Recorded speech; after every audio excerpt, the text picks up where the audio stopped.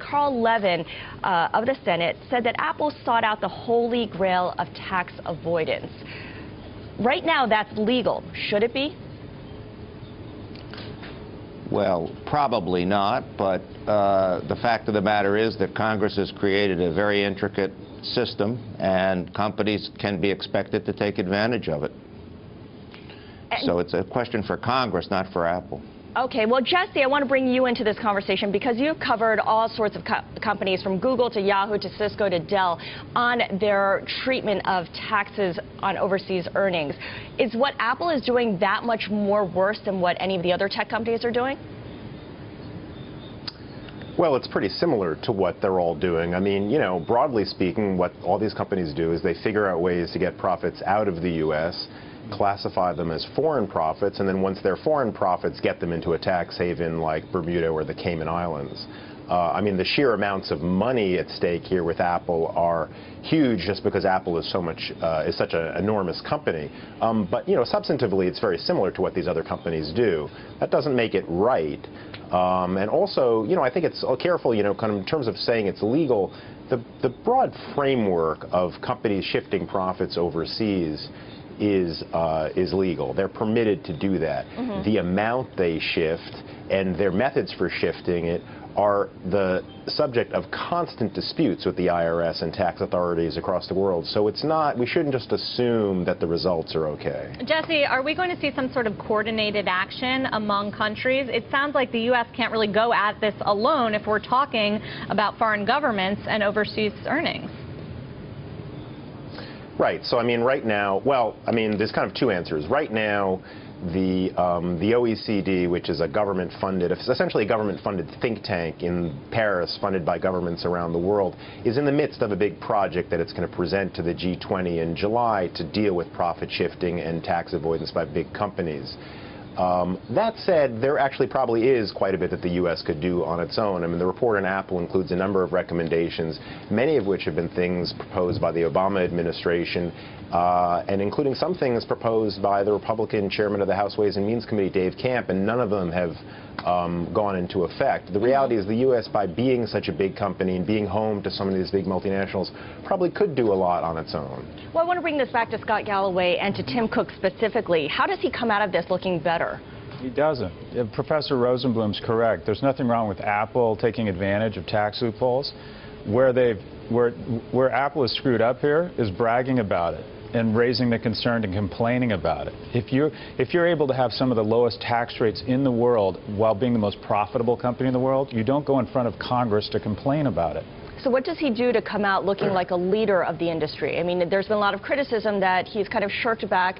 He hasn't been a Steve Jobs kind of figure. Well, this isn't where he should have picked his punches. He's effectively going into the ring against John McCain and Carl Levin. He's like a boxer going into the ring and putting his chin up against Muhammad Ali and Mike Tyson. He is justifiably going to get mauled in front of Congress. Well, David, I don't know. I don't buy the idea that he's necessarily complaining about it. Perhaps he's trying to be proactive here in stimulating some sort of legitimate conversation about how to change the U.S. corporate tax code. What do you think?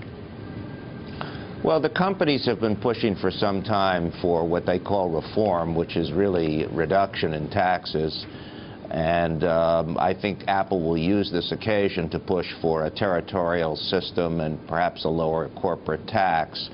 The problem really is that Congress has created such a monstrosity in terms of our overall laws that there are relatively few people who truly understand what's going on here. Mm-hmm. And I think it would be a pretty big mistake for the United States to go totally territorial, because I think we don't have the anti-abuse mechanisms in place to protect against what would ensue.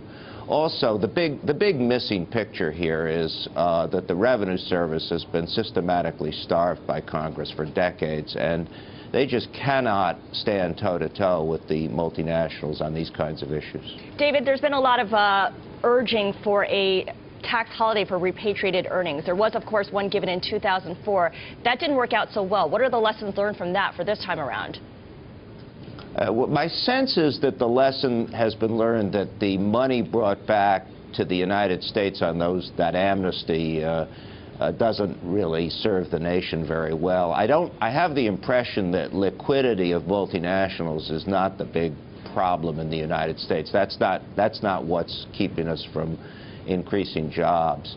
So it's a little unclear why we should go to an amnesty except as part of a broad reform movement. Now, I personally would favor some kind of an amnesty for accumulated earnings, some lower tax rate on them, if that were a transition to a new system. But the 2004-2005 law was effectively a transition to nowhere. We just remained in the same system. That's hypocritical. That's the kind of thing that Mr. Berlusconi does. Jesse, go ahead. Well, I was just going to echo on what David said. I mean, actually, you know, there was some academic research that suggests it was not just a road to nowhere, but actually encouraged companies to shift profits, even more profits offshore, because of the expectation that they would get a second tax holiday to bring them back home again. I mean, you know, the thing about the repatriation holiday, the attempted repatriation holiday, is that really is kind of the ultimate act of chutzpah on the part of these companies, right? Yep. They're very aggressively moving profits, in some cases, which probably should be in the U.S., at the very least should be in places like France and Germany and Japan where they have actual sales, into mailboxes in Bermuda and the Cayman Islands and Switzerland. But Apple's not doing that, and Apple made a point to say that it's not doing that. Once they've done that, they then want to bring the profits back and get a second tax break, which is, you know, a fairly bold suggestion.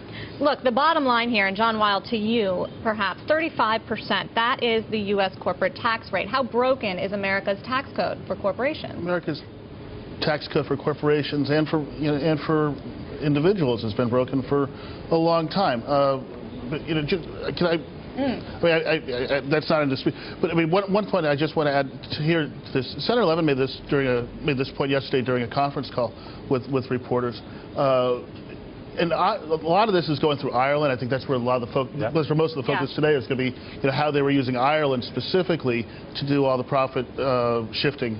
And one point he made was that Ireland was not enforcing its own tax rate. They had a separate deal with Apple, and you know, you look at all the different pressure that is coming on in the UK and elsewhere in the EU. I think there are going to be a lot of upset European countries, member EU countries, who are going to be looking at Ireland and saying, you know, what are you doing to the rest of us? This is, you know, economic development kind of gone awry because it's taking, from their perspective, jobs away from other countries.